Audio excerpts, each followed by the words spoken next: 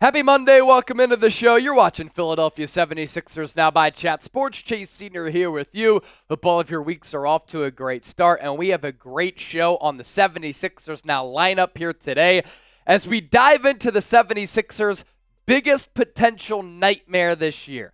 Before we get started, as we sit here on this beautiful Monday, September 23rd, I can't believe that October is almost here. Summer is over. Fall is in full swing. And Sixers training camp begins on October 1st. So if you're excited about that, hit that thumbs up icon, like the video, and let's talk some Sixers right now.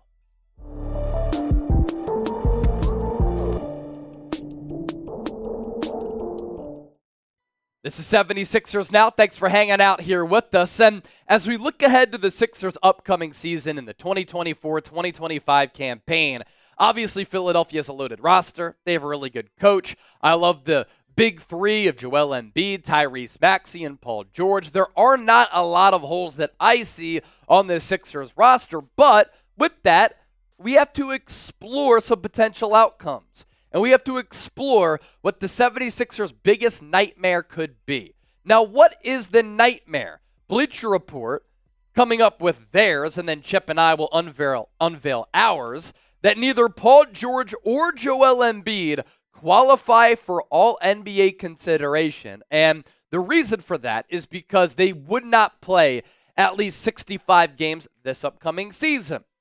Is it factual? Could it be a reality? Let's talk about it here. So, you look at Joel Embiid's games played over his last 5 seasons. He has only surpassed 65 games twice, which would put him in all NBA consideration because of the new rules that the NBA put forward last year. 51, 68, 66, and 39 games played over the last 5 years. Embiid must be healthy come playoff time, though. So for Bleacher Report to say that, I likely don't really care. For me, it's all about the long game this year for the Sixers. I don't care if Joel Embiid plays on back-to-backs. I get for casual fans, that might be frustrating sometimes, especially if you are spending your hard-earned money to go down to the Wells Fargo Center to see the Sixers play and Embiid is not playing. But what's more frustrating? That or seeing him get hurt or not available in an NBA playoff game or an NBA playoff series. It's fine to sit him during the regular season because I would really try to manage his minutes, his games played, as well as his workload. As for Paul George, his games played over the last 5. He has surpassed 65 games just once. And it came last year during a contract year. Definitely worrisome. 48, 54, 31, 56, and 74. And in some of these years, he probably could have been up for All-NBA. Last year certainly was one of the top players in the NBA. If Embiid sits in the regular season, Paul George, does he need to play and stay healthy all year? I do think that there could be some nights when George doesn't play, Embiid doesn't play. It's a Tyrese Maxey show. And with the depth on the Sixers team and the star-level talent of Tyrese Maxey, the fact that he's still young, he's been durable, and he can give you, not even kidding, like 44-plus minutes in some of those games, you can get by with that. But you're going to have to be strategical with how you manage the minutes for Embiid and George. But the same points I made about Embiid, same goes for Paul George. Look, if he has to sit out on a back end of a back-to-back, or he's not going to play one night because of load management, we need him right for the playoffs. It's all about the playoffs for Philadelphia, because when you have a roster this talented, you're capable of competing for an NBA championship. With that, we ask you this. What is your biggest nightmare for the 76ers? Let us know down in the comment section. Have some fun with it. Now we go to Tyrese Maxey. Could Tyrese Maxey carry this team if Embiid, George, they don't play? Now, I alluded to that moments ago that I think maybe for a game here and there, I think that Maxey is capable of taking 30 shots and scoring 30, 40, 50 points. We've seen him literally do this before. That's just not a sustainable way to play basketball or to win consistently. And the 76ers' depth is good. That's why a flash-in-the-pan game, once in a while, that strategy could work, that game plan could work because Tyrese Maxey is that good. But if Embiid and George were to go down for a long period of time, this Sixers team just simply won't win as many games as a lot of people anticipate. So the Sixers are screwed if both Joel Embiid and Paul George miss large chunks of the year, because this team has been put together knowing that this big three is going to be on the floor together.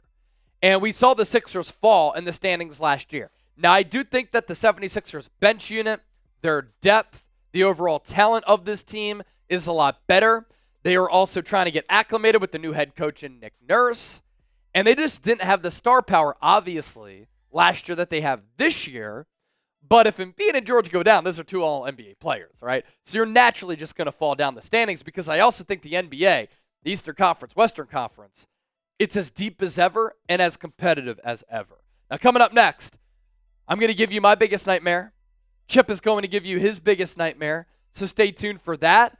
But if you want a Paul George jersey, get yours today. All you have to do is use that link down below, chatsports.com/Paul George, available with the home jersey, the away jersey, and I think that the 76ers have some of the cleanest jerseys in the entire NBA. Red, white, and blue, a great color scheme, and I always love the accents on the jerseys too. And the number 8, it looks pretty damn good. So my nightmare here is that the Sixers lose early in the playoffs or lose to the Knicks in the first round. And let's say that the Sixers manage the minutes of Joel Embiid and Paul George, and they are the 3 seed, or the 4 seed, or the 5 seed, or the 6 seed.